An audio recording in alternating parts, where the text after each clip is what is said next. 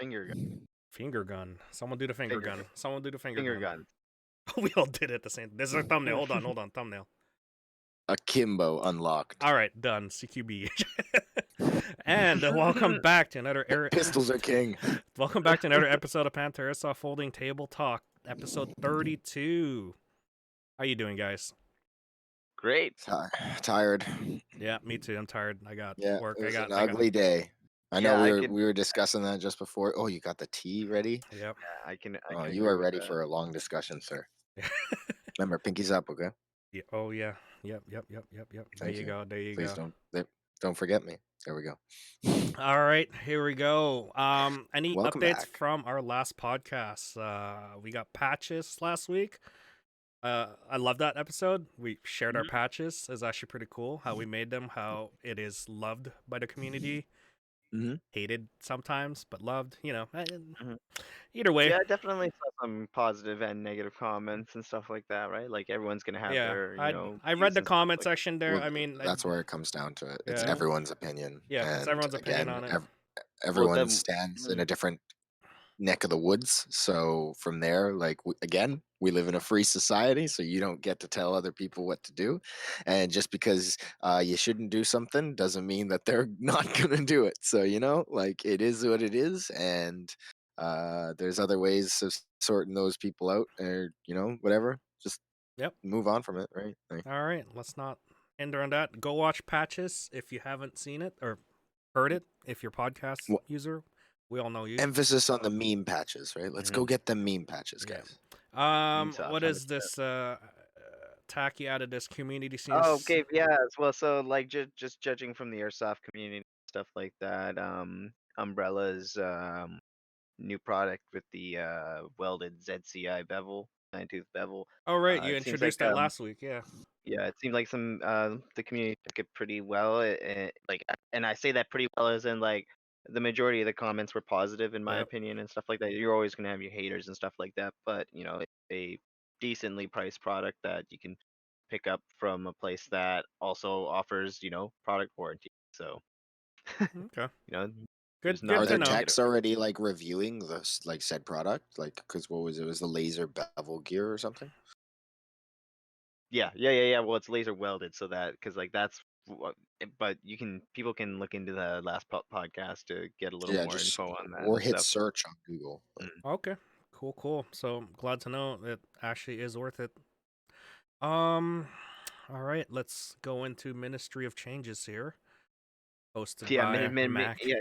Minister of Changes. What's happening at the field, it was Mac? raining. It was raining a lot the past couple of weeks. It's really gross. Anyone that blamed me for not changing something last weekend, I hate you and go away.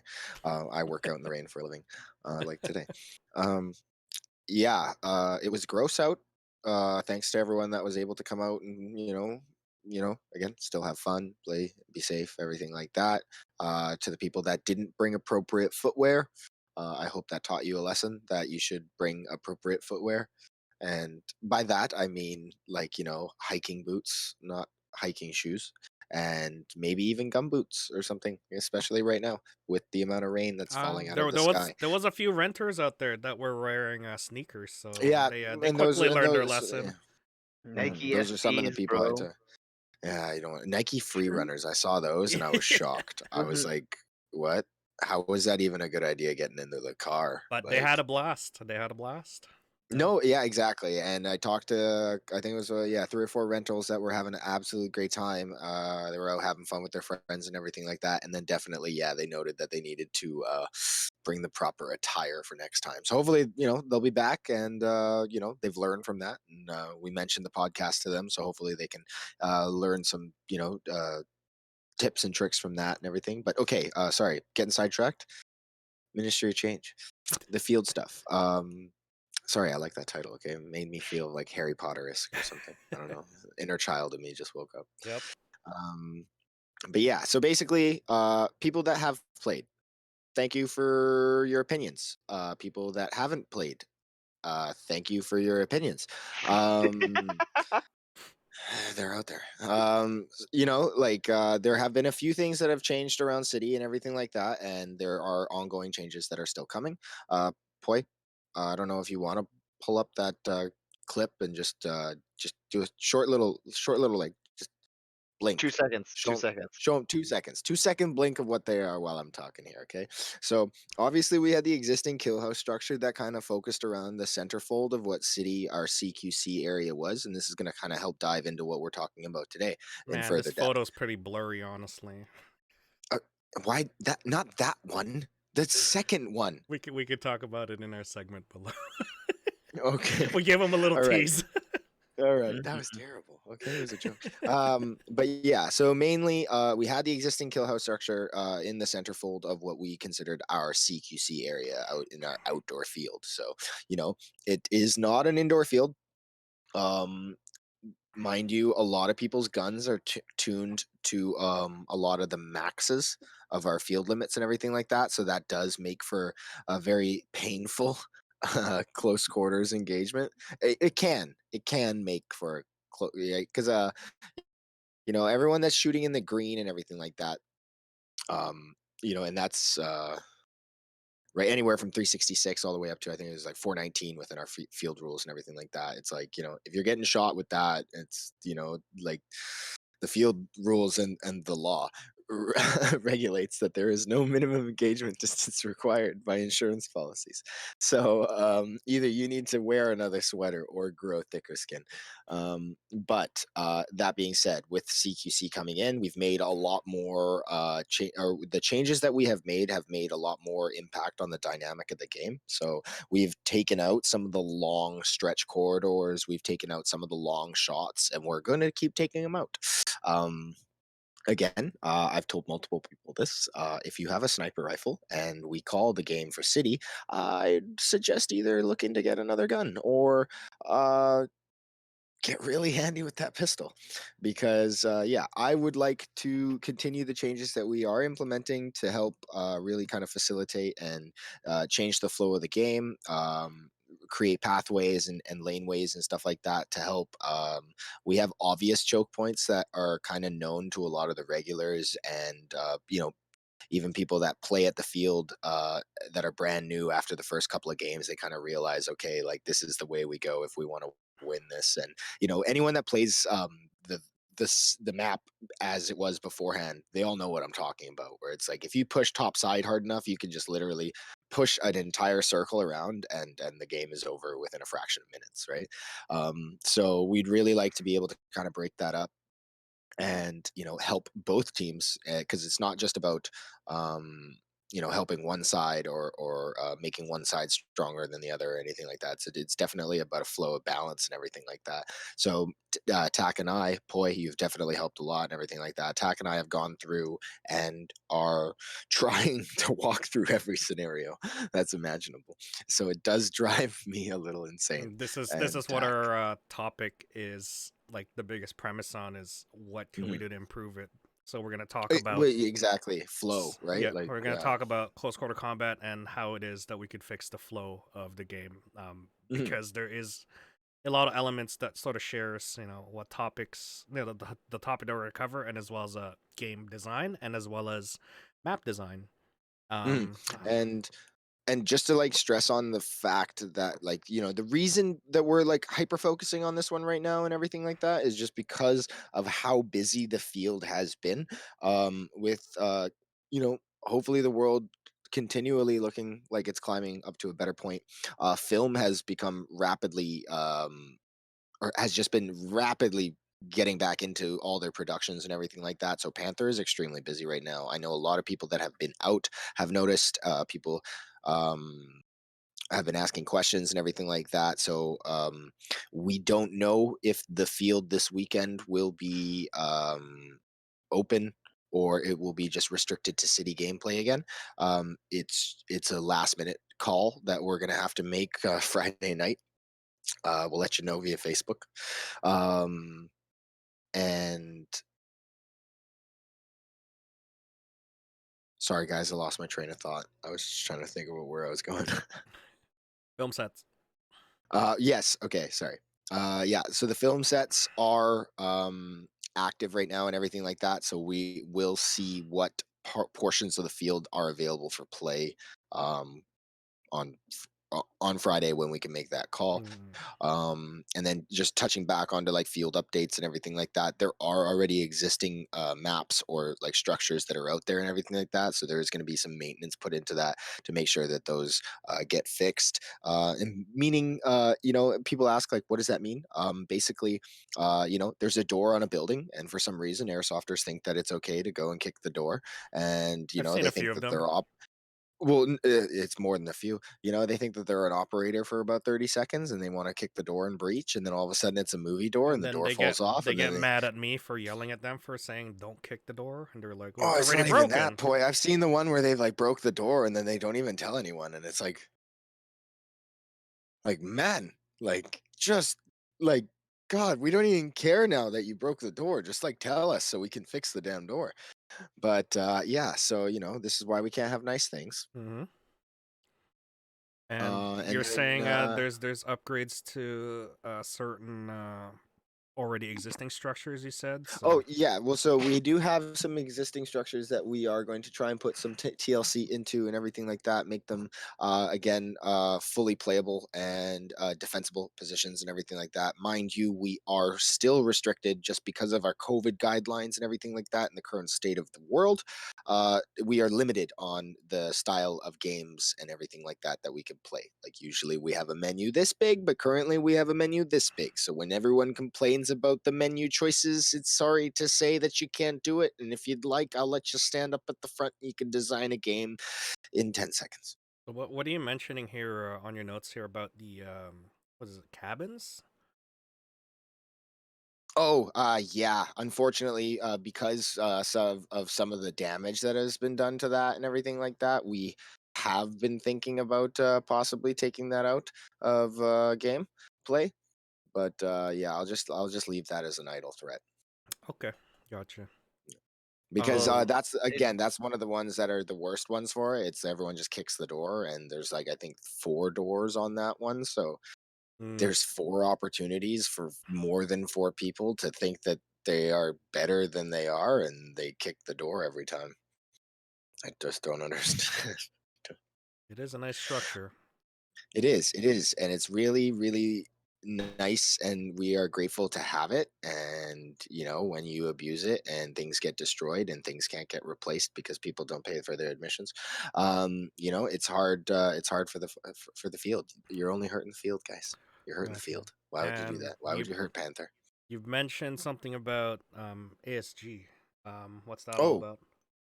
yes. Okay. Well, so people that have been hearing us talk about it or have been seeing some of the things that are changing down on the back lot, people might not know where that is, but basically behind the concession area, there used to be a playable area called Junkyard. It's since been just kind of like taken out. It is no longer a playable area, but it is set up to be a kind of like an IPSEC style like shooting range. Basically, it's a shooting gallery, right? So everyone can kind of go in there and they can range in their guns and everything like that, and run semi proper drills and everything like that in that aspect, to help hone in their skills and everything like that, whether it be for fundamentals or there's some kind of 3 gun, or there's a lot of things for that. And then tying in with that, ASG and Julian have been working really hard and prepping. I know that they're still not ready, but we're all excited and crossing our fingers. He has been testing out his new targeting system toy and everything like that. Ploy, I know you had a chance to play it. I haven't had a chance to play it. I have seen it in action a couple of times, and it looks really cool. So yeah, I'm just really excited to hopefully the state of the world gets better, and we all can have a fun summer, and we can get together and be at the field. That's my dream, boy. Yeah, and just an update on that one. That shooting range is now a paid shooting range area, Well, so it's part you of the have you facility. have you have to pay your admission to get in there. And if you're only going there just to shoot, then you will have to go to Julian, which is basically the store right behind the cafeteria, the concession stand, and just ask them, I'd like to use the shooting range. I don't want to go and play the regular games. It is a discounted price than going out there and playing with the regular folks. So Just wanted to mention that because I know a lot of people just tend to go to Panther, not pay, and just shoot, and then somehow sneak into a regular game. I've seen that way too many They times. just kind of walk in, and it's really sad because again, all you do is hurt Panther, and I don't understand why you want to hurt Panther. Yeah. Um. Panther never did anything to you. Okay, well they Yeah. probably did something I to think. you, but still, it's okay. Did you have anything else to add for your field changes or what's happening at the field? Other than that, no, things are pretty tentative and stuff like that. So it's kind of it's a lot of speculation there. So I don't want to tease people too much. You know, I was really happy that I was able to show you that very, very blurry photo. Sorry for anyone that's listening on the podcast side. Go check out the YouTube. Come play. Or follow me on Instagram or like because it's on there too, and or Tack, I think you have it on yours too. But Either way, basically, come to the field and see what it is. Tell me your opinions when you've played it, and or you're going to tell me your opinion before you played it. I know people, and then you're going to tell me your opinion after. Uh, I'm excited to see, and I'm excited to keep the changes going because obviously there's a lot planned. I can't give anyone a definitive timeline and stuff like that because I do have a life where I have a job, another job. There is more than one job, always one job. And if you want Uh, to um, help, I'm sure you could use a helping hand too. Preferably yeah, someone in it's definitely. trades. I definitely get a lot of offers and stuff like that, and I appreciate that. And it's really hard to like set up um, like a timeline for people because like a lot of people's timetables are different. And I love when people offer a hand on the weekend and stuff like that, but I always try and refuse because again, I'm not here to take away from your guys' playtime. So I appreciate everyone that offers, but again, yeah, I'm not gonna force you at gunpoint or anything like that.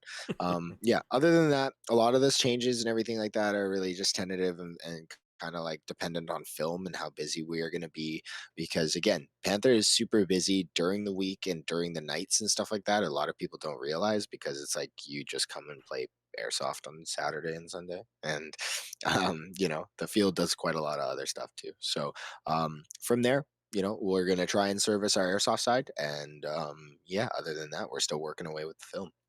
All right. Thank you very much, Ministry of Changes. And it is time for Ministry of News. Ministry of Peace. Okay. All Well, right, hey Wait, guys. go what was the ahead. one from 1984? God, what did they call it? What did they call it? What did they call it? Okay.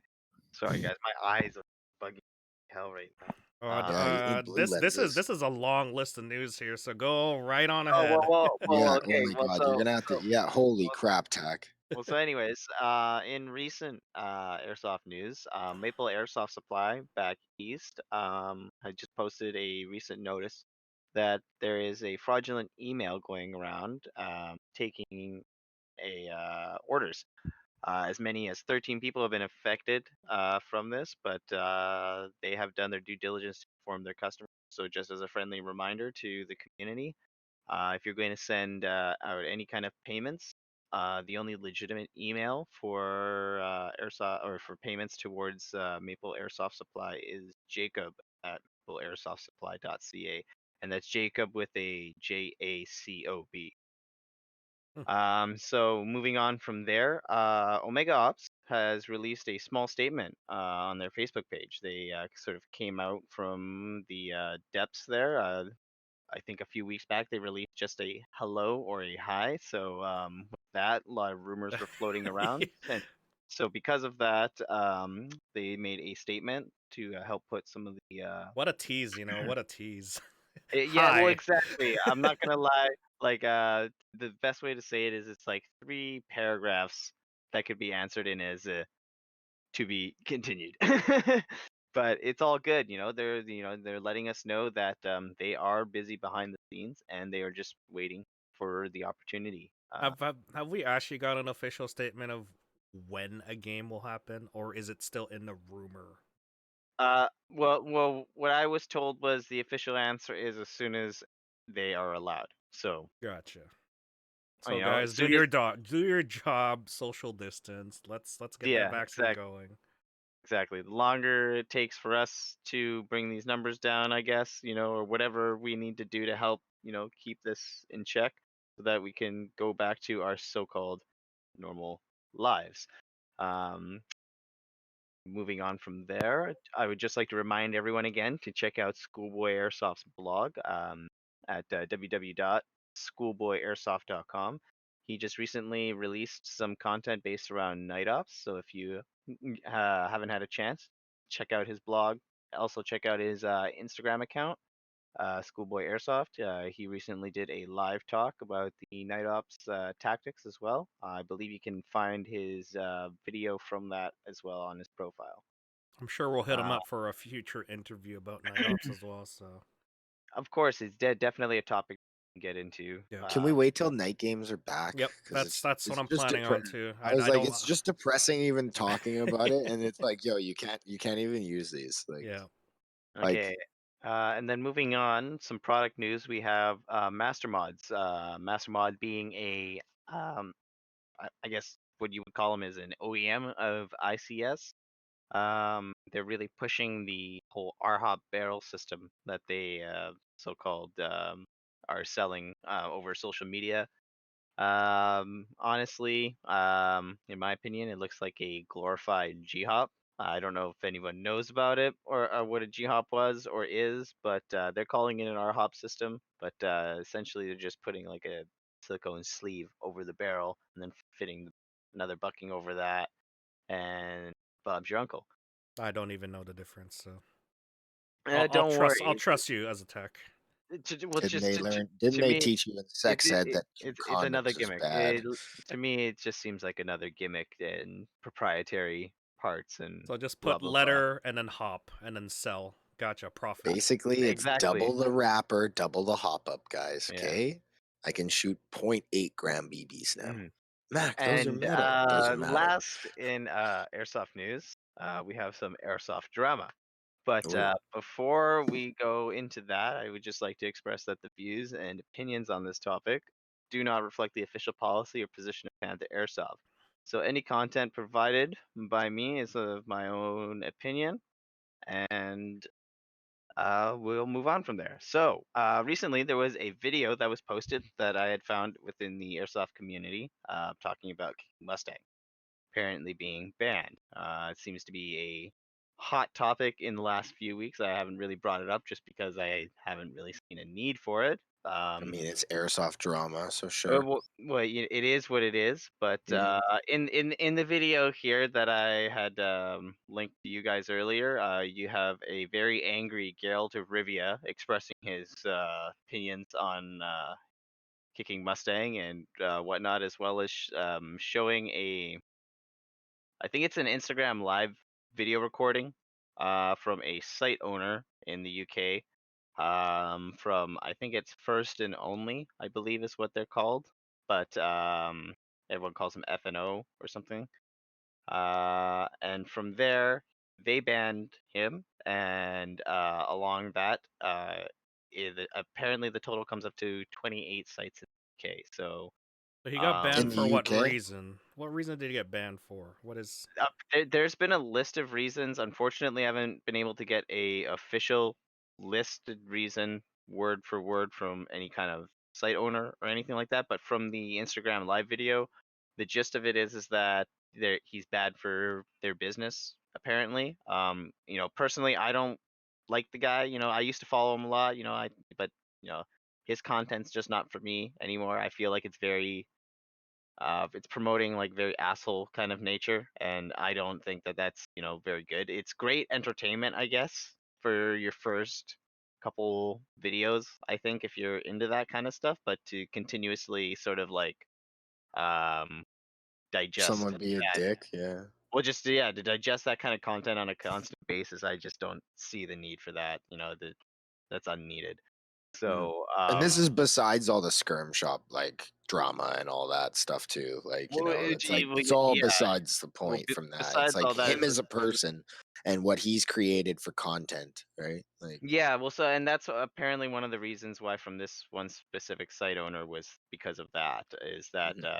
he was not okay with having his player base being shot at for views, specifically for I guess airsoft cheater views, Mhm. right? So which is understandable, I guess. If it is I guess essentially when you start having celebrity status and you start getting known and stuff like that, people will tend to stay away from you, I guess. I don't know. Same thing as you tend to gravitate to certain people and stuff like that when you hear about them.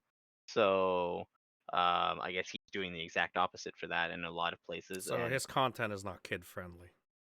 I guess so. I don't know. All I can say is that it's there's not a coincidence that 28 sites banned him, I guess. Okay. So Well, I mean, he's built like so. Basically, for what I can say from my opinion, just watching it, like, because I am indifferent. I don't care. mm, But from what I can tell from watching his content over the past few years and stuff like that, it's kind of like I don't know how to say it because it's like he's not intentionally trying to be a dick, but he's definitely not trying to be a courteous player. Mm, well, And I don't know if you like can't say that he's not intentionally being a dick because no, clearly because no, he's like that's what I framed it. mean. Like you can't frame it in your mind and instantly like imply that like that must be the way he's thinking, right? Like I'm sure he doesn't wake up in the morning and say, "How am I going to screw some kids like day over?" But like it happens, and then a lot of the time too, where his airsoft content is like him picking shots from like super far away. So it's like, okay, you're taking a sniper shot with an airsoft BB from 200 feet away where you think your gun's calibrated for 300 but it's really calibrated for 150, and you're shooting a BB and you hit someone in the bare face, and it's a heavyweight BB, so it still carries that kinetic energy and they feel the impact, and now people are mad. Like, you know what I mean? Like, this is where kind of like a lot of his video like really just comes down to that. Well, so then what adds into that is that apparently he's been caught shooting hot and swapping springs field and stuff like that. really? Like, That's really? only been hearsay. Some apparently his last video that he did where he had flanked a guys. The only reason he flanked those group of guys from that specific video is because he had been out Went of in. bounds or something like that. There's been incidences of him hiding his armband and whatnot. So it's all your typical airsoft BS that you would hear. And I feel like he's being sort of blown. I guess the situation is being blown out of proportion. Well, I he's guess in put a on sense a pedestal basically. because he is of the status that he is. But anyways, St- I don't want to keep going on about this topic. I just wanted to bring it up and let people know about what's going on and let Pop the people know that popcorn. we are paying attention to stuff. It's unfortunate to see stuff like that because to me it feels like it's a lot of wasted energy when you could be doing a lot of It more just positive gives things. airsoft a bad name if Mm. you're if you're focusing on that honestly. Well, it's Yeah, just dramatic, well, right? Yeah. I'll just say this is that a lot of admins in these groups that they're in seem to really like to break their own rules when it comes to um, heated topics that they want to talk about, if you get what I mean. Okay. So that it doesn't bring out the best in people. And so with that, that ends my little segment there. Okay. Airsoft news. Airsoft news. Thank you, Ministry of News. I like calling it Ministry of News, Ministry of Change. I don't know. And now it's time for your Ministry of Topics. What? No, come on. Think of a better name for that. I don't know. Ministry of topics. I don't know. Goodness. Big head. Five head. Five Five head. head boy. Thanks. I'm not that big. Fine. All right. So we were the discussion today, or the topic today, really just comes up from just 2 weeks worth of having City as our main playing field. So Mhm. I was thinking about it. I'm like, why don't we just talk about it? Because we're just talking about how we could change things around, especially with you, Mac, where you're going in there and actively changing just what we have right now, just by adding. I don't know if anyone saw last week that we added like a Couple divider. of interior walls. Yeah, Yeah. interior walls, a divider in the middle of CQB City where that main big hallway is. Just dividing that just changed the gameplay a lot. And that got me thinking, I'm like, well, if we just made one little change and that just made it a totally different map, almost a totally different map, and you adding the little walls inside the rooms itself, that changed the map fully because now there's that sort of like rather than clearing a big room and a lot of people to cram in there, now you have a tighter hallway, tighter wall, more walls, more blind spots, more shadows that you know, you gotta peek More through, corners. You more got to clear those corners. corners. That Yeah. that just added a whole bunch of things, that got our heads spinning. And then of course the Mhm. timing was perfect with Mm. Siege Airsoft doing their changes as well, and how Ryan Tan went Yeah. through Mhm. how he did some of the changes and the reason they did those changes, and some of the some of the things that they had to deal with in terms of people having stalemates, long fights, Mhm. no no alternate avenues to get from one end of the map to the Yeah. other. If once you've been locked down at a corner by a camper or someone who's got the advantage on you, who has a really good gun, there's really nowhere else to go. So how they defeated that, and I think this is the principles that we were talking about on the weekend, is in CQB, if you get stuck at one corner, find an alternate route. And in city, we're trying to make that as possible, as much as possible, because Mhm. there needs to be alternate routes to get to one end of city, or in this case, in our kill house too. We're trying to find ways to get through it as well. If one avenue is blocked, you could take another route. One man can't hold two avenues at once unless it's like a split, or one of those corners that splits into two, right? Yeah. Mhm. Unless you're Russia, you ain't doing it. Yeah. So unless you could pile more bodies into it. So that got us thinking, is like, well, this is all in the elements of close quarter combat. Like Mhm. due to us being forced to use the field, like city field, city map for the last 2 weeks, that we've seen a lot of people go through the map continuously, and we see the same thing over and over again. We see a lot of, Top side. yeah, a Top lot of, side. yeah, Top top side. side, bottom Top side. side. Yeah, it's Not even bottom, it's a top side. yeah, And and then and there's, then hey, there's 2 guys that are left in swamp, and then there's like 9 guys swarming that guy.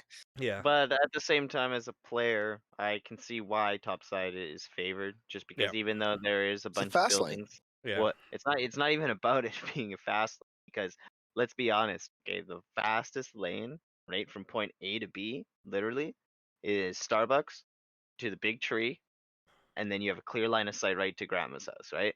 yeah. That is literally the actual fast lane if we're talking and tactics on and this city, right? is this is why Not this is really, why we because gotta break your up. tactics are But flawed right there. how so? Well, because now you're encroaching on that space, but up until you're like Because that that amount of time, you are exposed that entire amount of time up to that initial run. yeah, but you have So to what makes you realize, think like, the fast lane it's literally the shortest amount of time. So if someone is fast enough, they can get from literally one spawn to the other spawn and clear probably at least, 2 people for sure, right? By getting the drop on them, right? And with the introduction of that L building now, you've taken out that so-called um what did we used to call it? Murder alley or something like Yep. that, right? So we've taken that element out of that, right? So now there's that more of that confidence booster So for what people to what start what at the corner. what you're saying is you're building spots that basically, what used to be fast lanes is now, it now has some sort of visual sort of block in a way. So what you're doing Uh, is you're slowing down people so that they don't just get from one end to the other, and that's Mhm. want to get Well, there's into. more flow. It's like what we're trying to do is like the feng shui of city, right? Like how you guys are saying how the top side feels like it's the fast lane, but if you honestly look at it, right, you actually have to run quite a bit of distance to get there, right? So, What setting are you talking about? well, Starbucks is in one corner, Grandma's house is in one corner. Right, so you're talking about city short, right? Well, yeah, So that's standard spawns are city set though. up on a diagonal. Well, exactly. And right, so this is I'm getting to this, right? So you're trying to say that that's the fast lane when I'm telling you top side is the way you control the game, and everybody knows that, and that's why we're making drastic changes. Yep. Yeah, but we're talking fast lane and slow lane, so now you're talking about control lane and stuff like that, right? So, but No, I'm specifically no, talking about the no. shortest distance. The fast lane is there, right? So even though that is the actual fast lane, people don't take that, right? Even though there's buildings that they can move around and stuff like that and whatnot that's there, they're not. optimized in a fashion for someone to feel like they can move up to that point, right? So even though there is buildings there and stuff like that, essentially it feels like a void when you look at it, right? So even though there's more buildings topside, right? The feeling of going through there, right, as a player and whatnot, feels better, or in a sense more playable, right? Versus on the bottom side, right? Even Mhm. though when you look at it, right, the bottom side is the shortest point from A to B, right? If you're actually standing properly where you're supposed to respawn, right? You're at Starbucks, you're at the corner, you can beeline it right to the entrance of that tree, and then you can cover that corner, right? But more than likely you're gonna run into guys going into swamp. But that's besides the point though, right? When we're talking straight lanes, that is that lane. But back to what you guys are saying about the whole top lane factor there. Well, that's for yeah, like I mean, that's from one side. That's It's just that's a strong side or weak side connection. That's all that is. Well, I feel like it from both If sides. It's you were to playing start from from both sides. grandma's house and make that run, you're foolish. You will die. I've done the same thing, and I've used the tree to my advantage as cover because people will go around swamp side and not look up that lane for some reason because again, like I'm saying, right, as a player who's played there regularly, right, I know that someone can run there, right? So if I'm crossing down bottom side, I'm gonna be looking up there regardless. So, Man, we just need to change everything around. Y'all ain't gonna guess anymore. well, We shouldn't have exactly. showed that map, boy. We shouldn't have showed that map. Yeah, but I'm just Anyways, you guys hijack my moment there. I see. Oh I no, see how you guys operate when it comes to building stuff. You guys always argue right away. the history of CQC, boy. I don't know. um, where was I before I was interrupted here? The changes that we have implemented. Yeah. So we were talking about changes that we implemented, and then Doug got us talking into close quarter combat and how it is like we've seen a lot of people sort of fight through kill house and as well as in city. It's far different from doing open terrain combat in terms of fighting because everything you do here is basically very close quarter, hence the name close quarter combat. It's a tactical situation where two or more combatants are fighting in short range or close range environment, meaning in structures, or if you have a hostage situation, hand-to-hand combat with automatic weapons. Don't do hand-to-hand combat right now, guys. Bad idea. Ever. Actually, Like, ever, boy. What are you What- going with? Actually, Leave the karate at the dojo. actually, pre-COVID times, if we had Rainbow here, he would have his what is it? His spear and his swords. Yeah, that's Oh yeah, their reasonable as long as little he taps you. Yeah. yeah yeah yeah their Yeah. little melee. So what you guys are talking about typically in these attackers type situations, it's very fast, very violent. You're taking over a structure, a building, a room from a defender. Mm. Whether you're doing hostage situations, you need to be sufficient with your weapons, with your quick decision making ability, and limit friendly fire as well. A lot of stuff you guys are talking about, in terms of running, through the map or trying to take advantage of it, right? That's all part of what CQB is. We're trying to find that balance in the Yeah. gameplay because you're always going to get that one dude who is totally fast, who's really good at running, and that's why a lot of people just like me who cannot run anymore or chooses not to, will find that one camp spot and will try and hold it, right? So not to jump into if we should negate that or not. I mean, we have ways of doing it, but we'll talk about it later. So that's what CQB is. It's just close quarter fighting. Don't mistake it with urban warfare because urban warfare is a military term where you're taking an army and fighting in a built-up neighborhood, city, or small town. There's logistical aspects into that where you have to bring in heavy artillery, helicopters, UAV and stuff. That's more of that's more of you're taking an entire platoon and holding a town basically, and you're holding it and defending it, and then another sort of army comes in, and it's like asymmetrical warfare where they just come in and try to take you out. So that's a larger company sized fight. So yeah, that's a little bit of CQC there. History of the CQC. I'll just go through this a little bit because it does mix in with later on. I was just talking about it with what Jeff does. So the origin started with modern close quarter combat. Is basically like SWAT tactics. It started off with policing methods pioneered by Assistant Commissioner William E. Fairbrain in the Shanghai Municipal Police of the International Settlements. That's like 1854 to 1943. After the May 13th movement riots, Fairbrain was charged with developing an auxiliary squad for riot control and aggressive policing. Okay. After absorbing most of the appropriate elements from varieties of martial art experts from China, Japan, and elsewhere, he condensed all of these arts into a practical combat system called Defendu. Defendu. Funny name, but if you look it up, if you look it up, it's a thing, right? And this is literally Go like on. this is literally Go this on. is literally late 1800s at this point.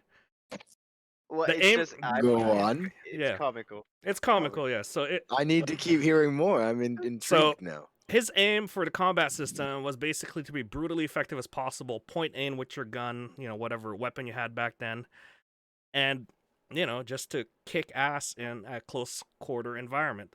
They use things like chairs, tables, stuff that you see in Chinese cinema back then, like just using whatever elements you had and using it as a weapon. You see that in Chinese cinema a lot. Later on, like 1940s ish, U.S. officers were taught Fairbrain's method in a training facility in Scotland, and then adapted it to a program for training OSS operatives at a newly opened camp near Lake Ontario, Canada, also known as Camp X 103. Now, Jeff, our JTF guy, is doing the same sort of deal and training that they're doing. So he is actually following some of these methods in close quarter combat. And I've noticed it because when I was following him on doing some of his training, some of it does rely a lot on like combat training that he got from the Canadian military, but he's also sort of made it and developed it on his own. And this is the way he trains it, be as brutally effective as possible, be lightning fast, no fear in breaching a door, and relying a lot on your team as well, in terms of going in there and making sure that all points are covered. And that's what he does. He does best, being that he is a door kicker for the JTF forces. I've seen some of these techniques being mentioned, but after I was reading through this history, I'm like, oh, okay, so that's where he got all his methods from. But yeah, that's the history behind Camp X 103. Is it trains some of the OSS operatives to be really good at CQC. If you guys are into CQC, look up like Metal Gear Solid and Snake Eater. Like they went through the same OSS sort of training as well in terms of CQC training, which is pretty awesome. So that's a little bit of history behind CQC. Unfortunately, we can't do the first half of CQC, which is basically grappling, freaking using your fists, using the knife, anything to take your opponent down and point aim. Or point aim is no basically hand-to-hand combat. I know. Hand-to-hand combat, boys. Stop. Like, don't even no. Maybe for private games. Next Anyways, on Boys GBB games. On the next TTT, it's an episode of Highlander, and all of a sudden it's all like, there can only be one. So anyways, that's a real sword. That's a real sword. I said no holds bar. Boy, I've only got your swords, and they're like two foam swords. So, anyways, if you guys want to look up the origins of close quarter combat, look them up. It's really cool to see where it actually comes from, and throughout the years, it's just been developed over time. And then SWAT tactics rely on a lot of the weapons and team tactics. They don't rely a lot on the sort of the fighting sort of hand-to-hand combat anymore. It's a lot to do with weapons. Same thing that we do with Airsoft as well. So yeah, it's a beauty that we could use it at Panther because of the fact that now we have a nicer kill house thanks to you guys, and hopefully we'll improve on that. So CQB basics in airsoft. These are just some advices that I put down, as well as you guys put down as well. So what are sort of the main elements for you guys in terms of CQC that you see being used at the field a lot? Breaching, like breach groups and stuff like that. I see a lot of that where people are stacking up on each other well, I guess I couldn't call it properly because I'm not gonna lie, some people's form is really, really bad. Actually, after they look great when they get to the door, but like the next two steps in just don't look that great, you Because know? you Yeah, guys are gassed and you need to work on your fitness. Yeah, yeah. I guess another thing that I see is the popularity of again SBRs becoming a big popularity. Hmm. I see SMGs coming back in full Yes. force. yes, I guess also because a lot of the SMGs now have been refitted to fit. Sorry guys, dropping a little tech stuff on you, but like fitted to rock like the V2 gearbox. So because of that, it being a very widely available gearbox and stuff like that, probably has made it, I guess, back to being popular. I know, like for instance, G&G's MP5, right? That uses a V2. So I've seen a lot of people rock that. I know Schoolboy was rocking an MP5 earlier this year, stuff like that. So that's another so thing. so with CQB you're relying on sort of Yeah, a that's what I was trying to get carbine to. or a shorter weapon system to maneuver in some of these areas because when Hmm. I see someone with a long ass rifle going in there, Mm, first thing you're gonna see is just the barrel sticking out through a it, doorway. Well, it's okay, hard. so It's this it's is where I hard. want to interject there, okay? Yep. So it definitely helps. Okay, it is advantageous to have weapon systems or like tools that complement your work. Yep. So if you look at it from that just backed up point of view and you're looking at it, okay, so you're going into a close quarters environment, so that means you're going to be a doors, hallways, corners, rooms, right? Those four things right there are automatically, you're in a small workspace, so that means that you are going to have little to no reaction time, or it's going to be like you like things are going to happen very fast, right? Like that's what I mean. Like sorry, it's like you have no time to react, or you only have time to react. Sorry, that's how I'll say it. Yep. You only have time to react. So how you react to those situations and how you've trained yourself is definitely going to be the telling factor on that. Now, to add on to what you just said, just because you have a long gun doesn't mean that you're going to lose, right? Because I have seen people who are able to manipulate that, and hey, power to you. But that doesn't take away from the fact that yes, if someone has a smaller workspace and they're able to manipulate themselves in a better format to fit themselves in like that kind of environment, because yeah, it's like if you're shit at peaking, you're gonna get hit. That's what it is, man. If you don't know about chicken winging, if you're, the one thing I see with airsofters all the time is they peek with just their face. Right? I don't Bad know how idea. many times I've shot players because instead of peeking with their gun and able to react with a shot or two, to maybe throw off the person shooting at them, they literally stick their entire face out because they don't know where someone is, and then they get shot in the face. And no offense, at that point, it's like it's your fault because I hope you're wearing face protection, and if not, that's all they can see. So whose fault is that? Yeah, and it was sort of the same thing that when I did the training with Jeff, Hmm. it was the same thing. His point aim system is basically to have your weapon at that ready position at all times, especially when you're peeking, because if you're gonna see a dude, you might as well drop him as well, because Yeah. you're gonna peek, do the same thing, right? Have your weapon in front of you and then do it, right? Don't just peek just for the sake of No, oh something's because over if you there. do it again, you're the Yeah, one getting clipped, yeah, right? because So that's what yeah, he said. The second time they're gonna know where to point, right? So it's better to have that weapon at the ready and stuff. Um, high or low, whichever one you train. yeah. You're talking about pairs at the very beginning there. It's much easier to cover an hallway or a room when you have two people entering. In the training that Camp 103 did, um, he never breaches unless you have to, and you have to go there alone. He never breaches a door or a room or any structure unless he has someone with him behind him. So if you have a buddy with you, train with them on how to breach it properly, and as the breacher, make sure that you don't block the doorway, right? Because once you enter that threshold right there, you're basically, if you go down, just move forward and then let the other guy move through, right? Because What I think that's like the basic even as well, like etiquette wise for airsoft as well, where like Doors. people end up having to walk in.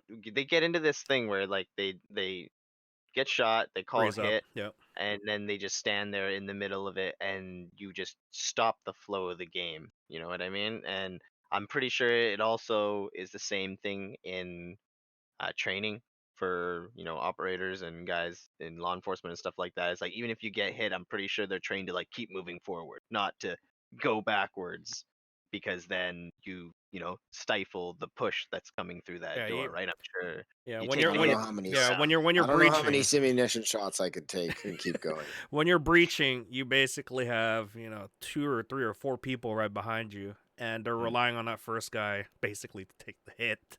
Yeah, If to you're take fast and you're good, you could take the other Okay, guy. don't tell them that, guys. No one's gonna want to be point man anymore. Guys, But the first guy in is to clear the first unknown corner. there Then you you go. proceed to job 2. Yeah. If you What is the unknown if you make corner? That is the corner you cannot see. So as you're exactly. entering a room, let's say you're stacked to the right of the doorway.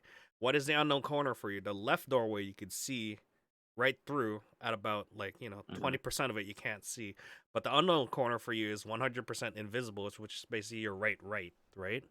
So as you Yeah. enter, you're gonna head right away. Now another thing that is at most important is communication. you Mm. know as you're going in there, you gotta let your team know where you're heading to, Mhm. right? If you're going right, the other guy, what's he gonna do?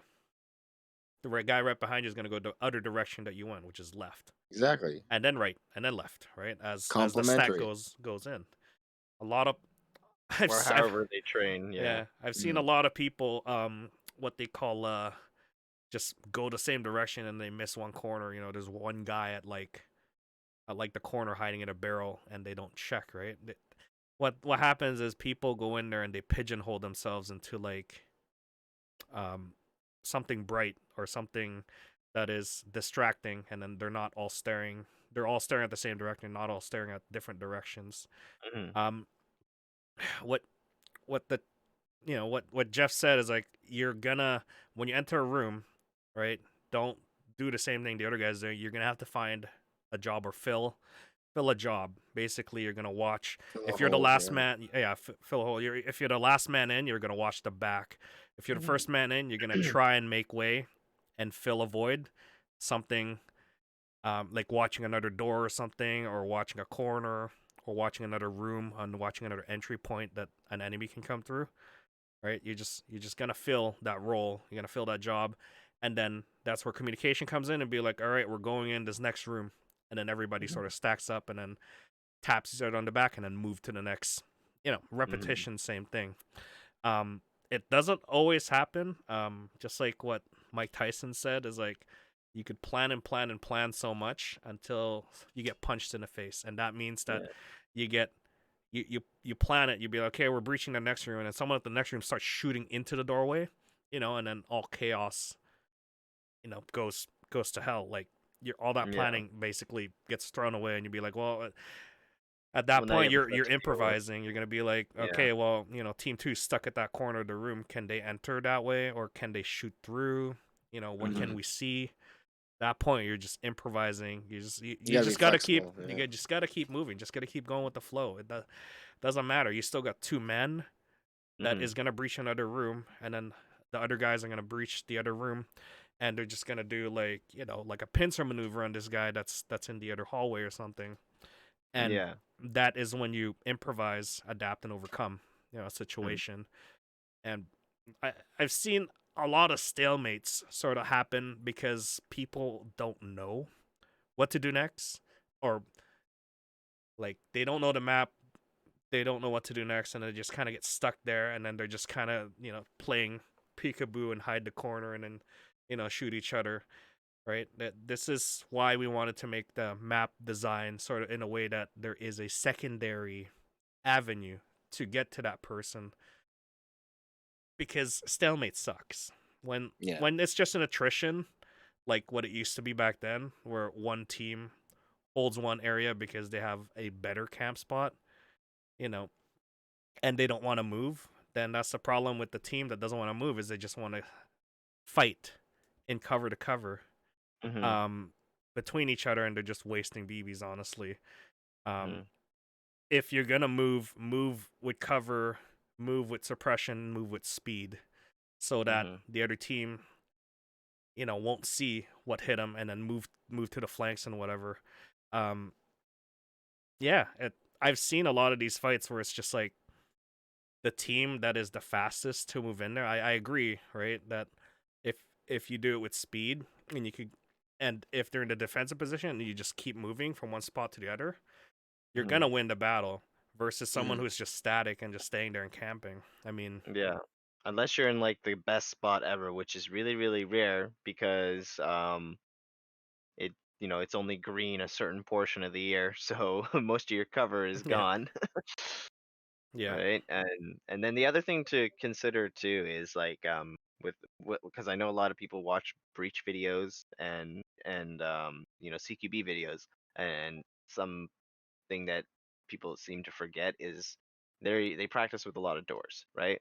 And so a door actually adds a lot of factors involved, right? It's a form of concealment. Therefore, you now have a complete unknown, right? Now, in terms of airsoft, a lot of the situations is that there are no doors, right? So that factor is eliminated. In essence, your job playing airsoft in a sense is a little bit easier because you're able to Yeah. identify what room it is and what kind of room it is before having to deal with having to get to that physical room.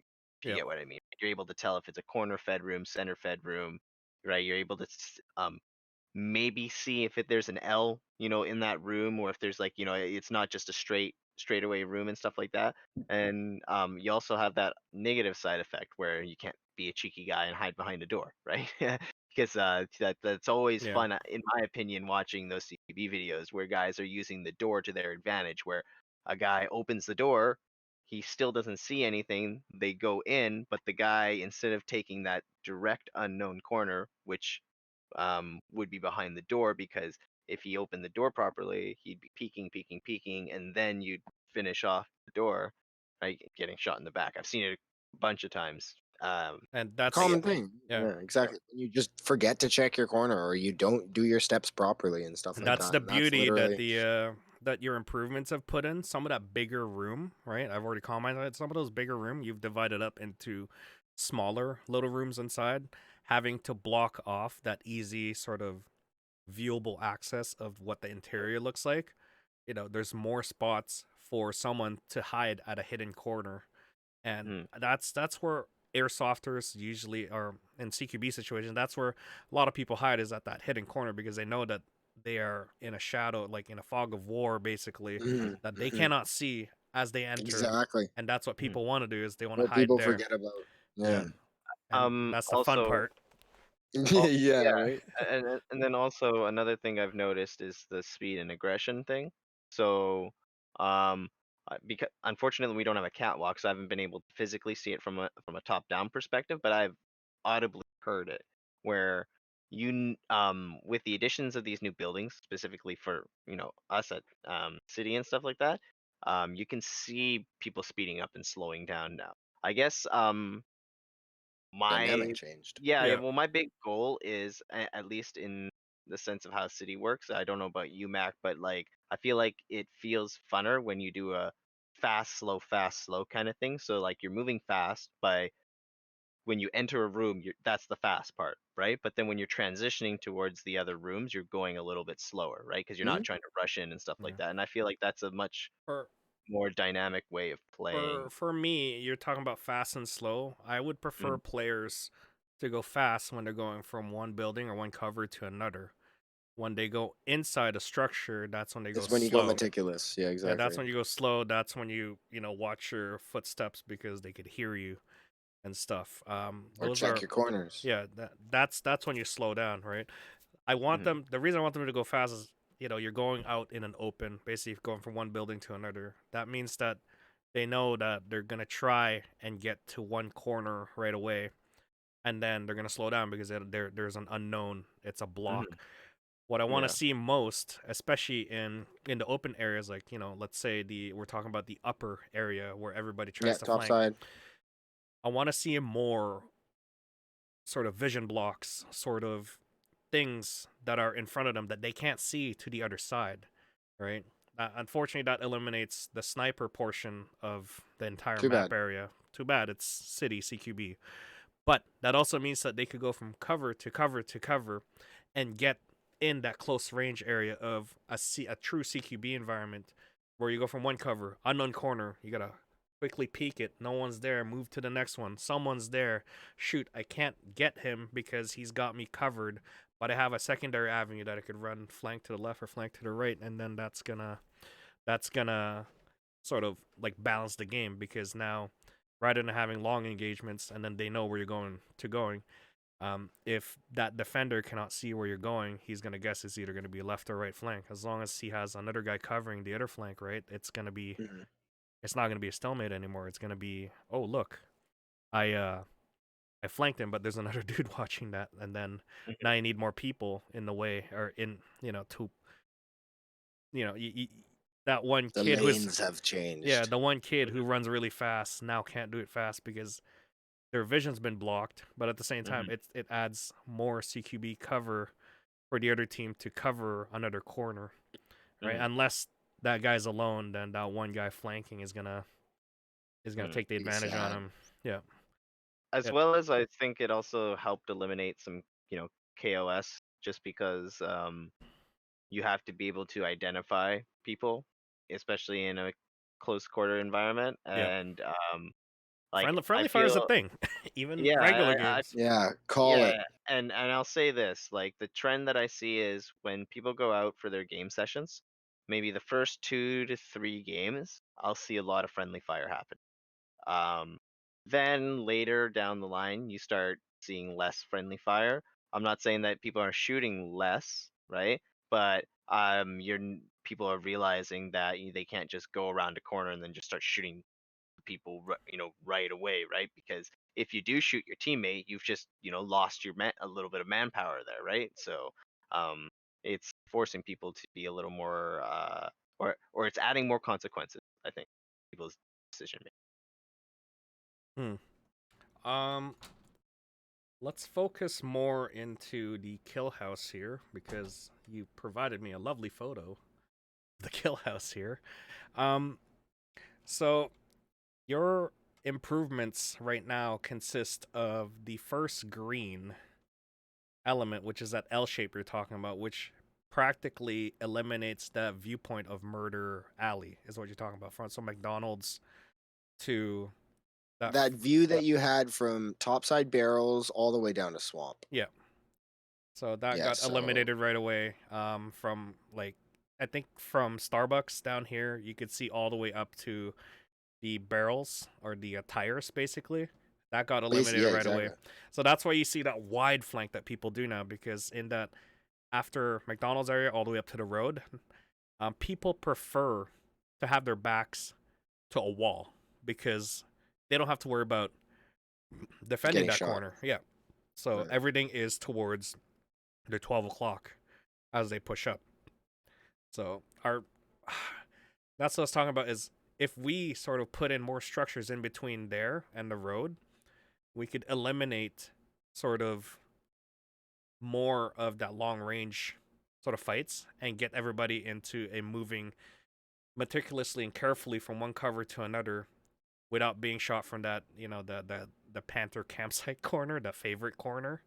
I'm Yep. I'm guessing that building's gonna go because It has a target on its back. yeah. Mhm. The reason being that we see a lot of players camp in it.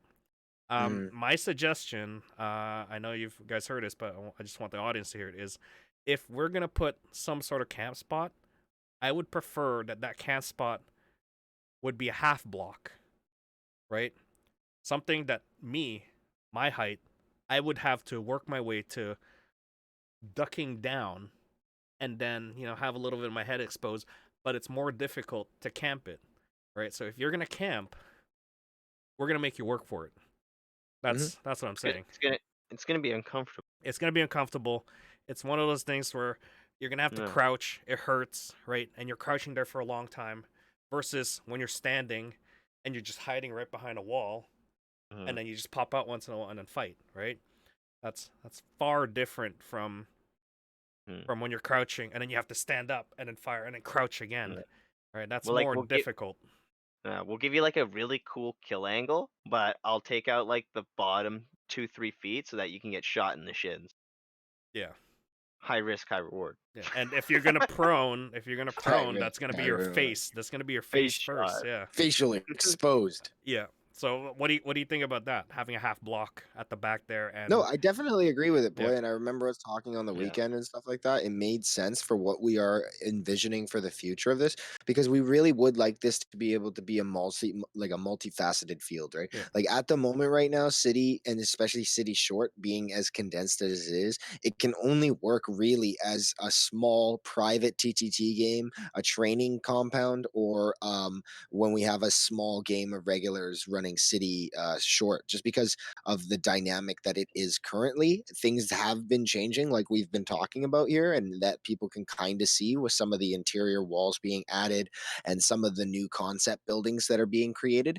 So hopefully from there we can kind of facilitate the need that we have, like the needs that we have been seeing for a long time. Because I know a lot of the things that we have been changing, a lot of people have felt this way. So it's really good to be able to kind of just like finally address some of these things, like the elephant in the field, right? Yeah. Other things that I see here. So that first L shape is great. That also breaks that hallway as well in terms of Yep, viewing it. You did add that center wall there to break up the left and right room at the top side of it, exactly. and you added those small walls, which I dearly love because that just eliminates people just peeking through the rooms, and they could see 90% of the room already. Yeah, see Yeah. through three doors, right? Yeah, What is the next improvement here in terms of adding in? Is it I'm guessing the greens are the ones that are gonna be phase 1. Yeah, correct. Yeah, green is phase one right now, and then we'd like to get into the yellow phase next, which will be kind of on the downhill side. Yeah. There are a lot of buildings down on the south side or the low side of city, but they're just really not organized in a way that's feasible and functional to us right now. So what we've decided is that once we kind of implement some of the phase two changes, we're going to just kind of repurpose the ones that are existing there. It's going to be hard since a lot of them are dilapidated and been falling apart. A lot of them are old and stuff, but we're going to make do with what we can. So, yeah. Yeah. Unless someone has materials to provide for us, that would be nice. Plywood, guys, give me plywood. There you go. Everyone always offers me help and everything like that. Give me plywood. There Buy you go. plywood. Buy a sheet of plywood.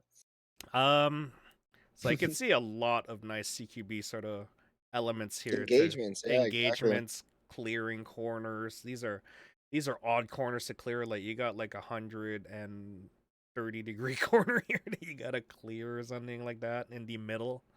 Well, so the purpose of designing it, part of it was at the beginning was being a little exaggerated and being silly, but Yeah. at the same time, Mac and I argued over this all the time, where he's like, "Oh, it's not like this in a house or whatever it is," but at the same time, or like this in some situations.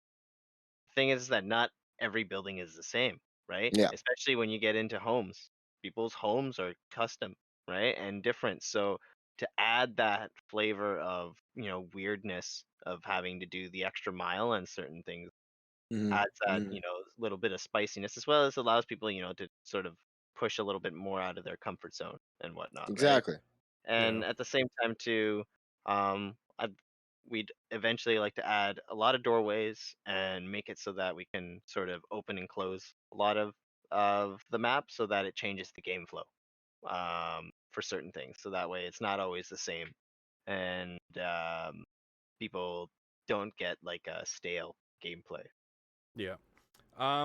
Another thing to add to some of these trainings that I've done is like I like the additions of more hallways.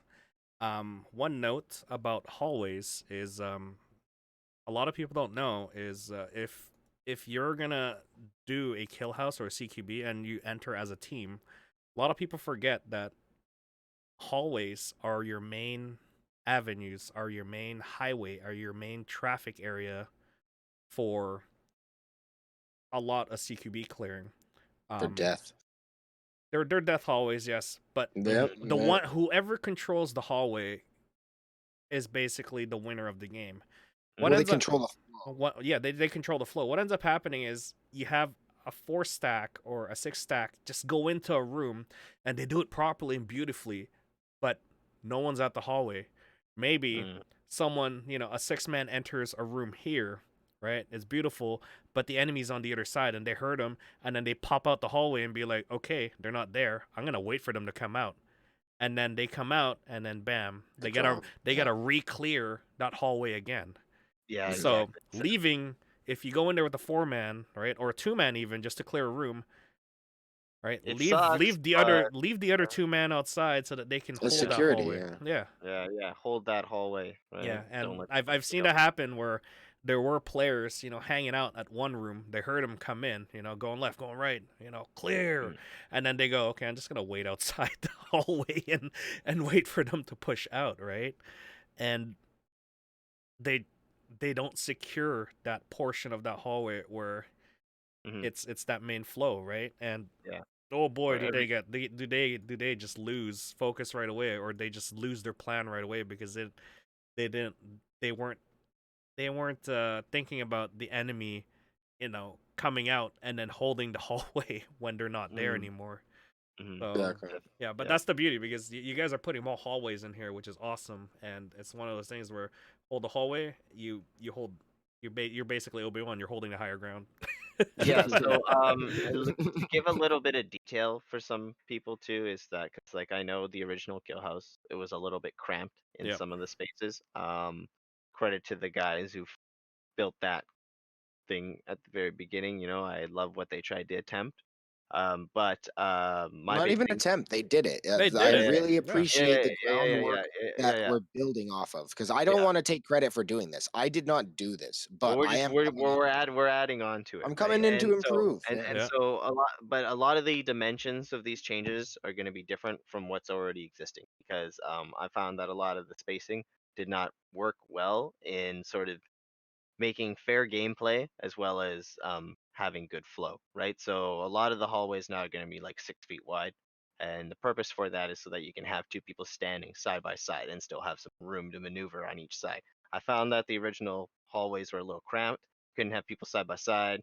Then you'd get into arguments with people of who shot who first, because cramped people don't point their guns up first for some reason, right? So that was one of the things too. So when you see that, the hallways are going to be like 6 feet wide and I believe 50 feet long, I think, or 30 feet long. Yeah. One of the two. It's like 30 or 50 Depending on feet. Yeah. But the point was, it was at the request of the Camp 10X guys, Jeff and Camp Yeah. X 103. 103. Sorry. The reason for long hallways is well, just reasoning is a lot of Real life. what he did was a lot of raiding ships, going in there, having long hallways, having really tight corridors, having Bulkhead rooms. bulkheads. Yeah, exactly. Yeah, he said, those are the toughest ones that he could clear. Going out into the desert and clearing someone's small little like shack, Mud hut. Yeah. mud hut, Geez. and there's really only one entryway and then a big big area and then a storage Yeah. storage closet or whatever, and that was it. So more complex ones that he's rated are basically ships, because they are different sizes, and he said something along the lines of he had something like SAS and SEALs and JTF guys clear a ship. It took them 5 hours to clear it, Jesus. and then you'd enter it, and then you wouldn't even be with the same team anymore because of how dynamic they were. They would be, one SEAL would be with the JTF or with an SAS guy at the end of it, and then they're like, oh, we're missing 2 guys. Okay, we got to re-clear the ship again or something like that.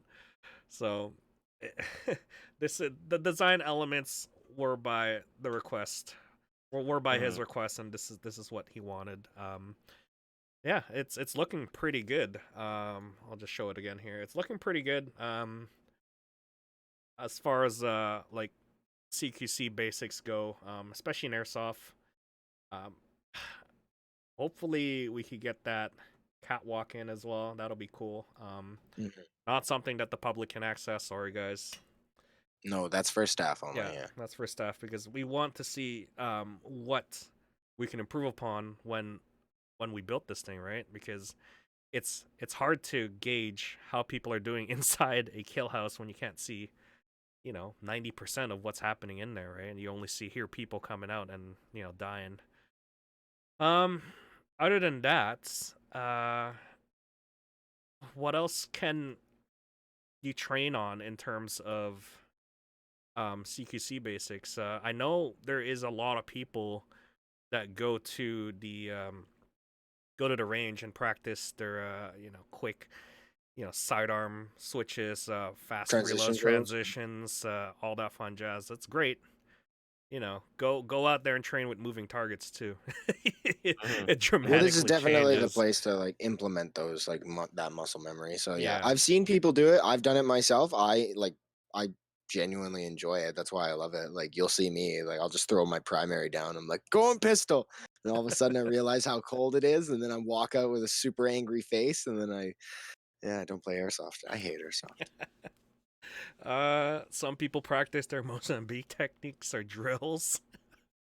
Those are always fun. Bear drills. I don't know. There's a lot of videos out there that you can train with. Lucas has some pretty cool videos on how to do stuff. Even do mag pull stuff. That's what I trained with back then. Well, dynamic movement drills too is something that you could do. Like I don't know if some people follow this one guy, but Full Spectrum Warrior. He's one guy that I like sort of watching for Former movement. Navy SEAL. Yeah, he's a great guy. Just watching his movements, how he manipulates his weapon or his weapon platform and everything like that while trying to get into some like really interesting sort of like prone positions as well as like cover and stuff like that and transitioning from it. So definitely things that you can practice. Unfortunately, one thing I'd like to remember is try not to drop down too much inside Kill House. The ground is really, really mushy this time of year, so it's not something that you probably want to practice right now. I mean, if that's your thing and you like that, go for it. These are airsoft, boy. Yeah, some of them don't wear Christ, so they're good. I'm gonna get mud on my GPC. Wow. So, one thing I want to emphasize is we're talking about CQC. Practice it if you have a team. Practice it with your team. I've heard comments from I believe it was the Rangers who were there this weekend. Some of them took that CQC training from Jeff, and for them it was a huge advantage because of the fact that they learned the basics of how to clear a room, how to do it properly, and how to do it as a team. And for them, they were dominating the map because of the fact that they knew how to do it properly. They came in there, dynamic entry, it's always dynamic entry for Airsoft. You can't go stealth, unfortunately, because you already know that the enemy is going to be there. Well, yeah, game on. Yeah, game on. And then everything's an assault at that point. Everyone that doesn't look like you, shoot them. Yeah. Yeah. So for it's not them, a factor for sure. So for them, they enter a room, they found a spot, they found a job that they have to do, and then their communication was like spot on when I was watching them. They entered another room, spot on. Like they didn't even have to like talk to each other too much. They just looked at each other, knew what they were doing, and then they just continued on with the flow. Right? There was a problem in front of them. They knew he was in that room, right? They nodded at each other. One went in, one went in. That threat got eliminated, and then just continued on.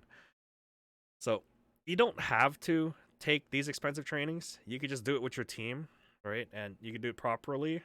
Once the game starts, go into that kill house and do it with your team, and you have so many opportunities to keep going through with them because the game just keeps going. and it's not a respawn sort of deal. You have it once you die, but you go through the next game again and not do the same thing, but try out something different, right? Yeah. You have the definite ability to rinse. Rinse and Sure. repeat. Yeah, it's not real life where you're pretty much screwed when you get hit. So don't want that. But this is airsoft, and it's a training tool for some. Yeah, I don't see anything else here that we could add to this. Great job on making this happen. I know I teased it like a couple of months ago when I snuck up right behind you guys and with Instagram live or Instagram video. I'm like, "What you guys doing?" And then you guys close the screen, and I'm like, "Oh, I guess they don't want me to see it." No, we wanted you to know. We just didn't want to like tease people and like have them thinking that we're like, yeah, exactly. Yeah. But as far as our viewers and our listeners go, we'd like to hear what you guys would like to see or add to Maybe. this kill house. And as well as Before you say it, no to ladders, no to catwalks for you guys. No doors yet. You're not allowed doors yet. Yep. We might bring in doors. I don't know. We'll see. Yeah, but That's they're a gonna maybe. kick it down, so let's not. No. It's a maybe. We might build it for them to kick it down, but again, it's a maybe I'll because build a Elliot door might that just say break your no foot. kicking door. I mean, I won't make it break your foot. How about What? pay to win doors? You want to kick a door down? Pay for. My goodness. No, I love this. you want a referee to unlock a door? Go pay that referee. Pay to win maps. You'll pay us in 0.2 gram BB. There you go. Speaking of doors, That's worthless. just come to notice, we could eliminate some hallways or some sort of if we pull up the map here, we could eliminate some of these hallways and stuff by adding a door that an admin can lock up. So let's say this long hallway, we lock it up, like going to green hallway or something, or locking up a room that cannot be broken or something with a permanent lock. Before a map starts. Well, so we have teased each other about it. We've talked about it and everything like that. Tak and I have definitely ripped our eyes out thinking about it and trying to see each other's perspective on it. So it is in the discussion. Nothing definitive yet, but there could be doors that change throughout. Don't worry for all those like people who want an actual map. There will be eventually a map for people to follow.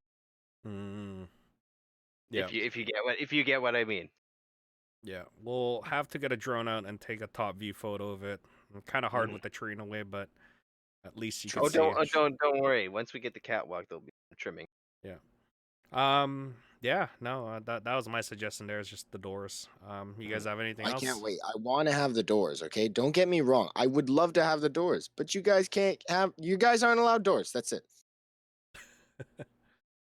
At least Come doors. on down to real fake doors. At least doors that you could hinge, like close, and then if you open it, they can't close it, right? Like put padlocks or something, right? Like I said, we've talked about it. We've talked about fixed doors. We've talked about like sliding doors. We've talked about like barn swinging doors, like doors. We have talked about the doors. Doors, you cannot have them, but we want Hey them. guys, episode 32 brought to you by doors. You're not allowed doors. Yeah. You are not allowed doors. Again, for the community out there, listeners, viewers, give us your feedback. What do you want to see? Yeah, well, I want to hear from them. Yeah. Because they want to tell me anyway.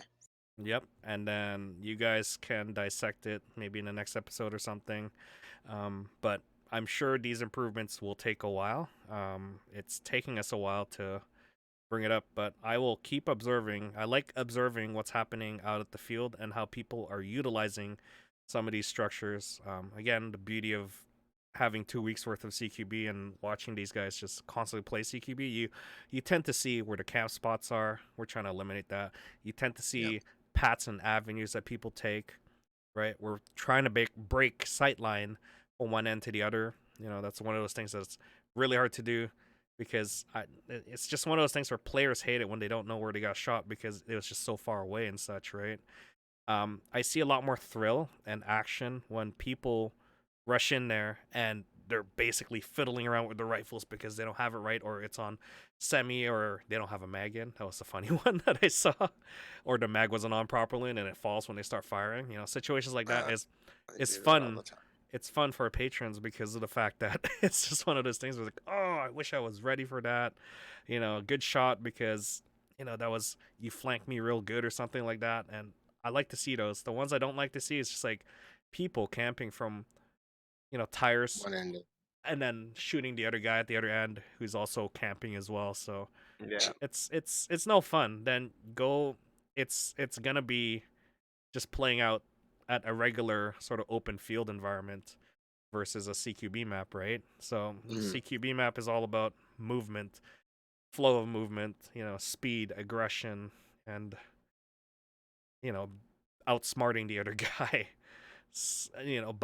by moving, right? It's If you're just gonna play shoot 'em up, then so be it. That's how people do it, right? But I don't know. I just feel like when I was watching all of these small plays that kicked in, a lot there's teams out there that do really well because they communicate well, covering fire versus people Well, they that work well together. yeah Exactly. They complement each other's skills and weaknesses and stuff like yeah. that. Some people aren't fast, but they're good shots or And they're good that's shooters. what I want to see more of, is a lot more team dynamic, team communication, and just cooperative play.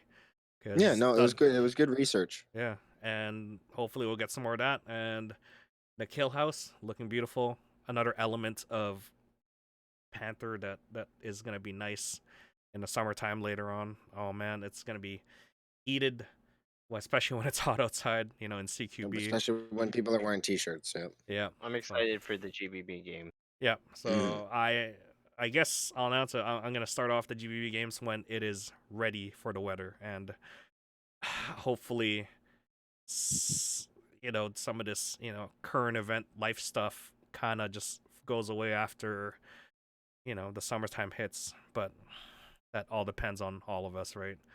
But I would love to do a bomb game on these rooms because I can mark different rooms as the bomb sites, and that gives an opportunity to go in the kill house and actually play GBB games, because of the fact that GBB sort of reflects on what real life counterpart has, right? 30 rounds, no high capacity magazines or anything like that, and they cycle properly. They'll jam properly, and Yeah. Oh, they'll jam. All right. yeah, a lot less ammo and a lot more fun because you could then go into a room with limited ammo, and the other guy has limited ammo and limited cycle rate too, cyclic rate, because you're not gonna go through 30 rounds in 1 second, right? So I am excited for that. Well, and for that too, yeah, boy, especially with the changing of the game dynamic. Like I really love that. Yeah, the bomb game. Thought about that. Ooh, can't wait. I can't wait to bring Capture the Flag back. That's one Yeah. of my favorites. So a lot of things happening here, and hopefully this brings a few of our listeners or viewers in that takes a break from wintertime.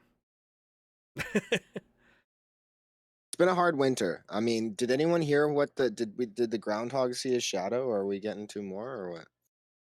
I don't know. I wasn't paying attention to that. Neither did I. I was working. Yeah, I mean, we're stuck at home anyway, so I think I'm stuck outside. I'm stuck at work.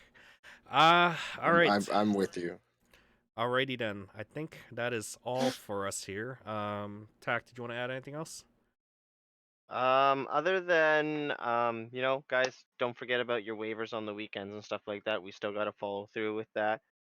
We love you guys sticking around, listening, giving us feedback. So don't forget to like, subscribe, and follow us. And with that, that's been episode 32 of the Panther Airsoft Folding Table Talk. We love you guys. We'll see you on the next one. Finger Yeah. guns. Closing statement. Finger guns. Here we go. All right. That's it. Goodbye, guys.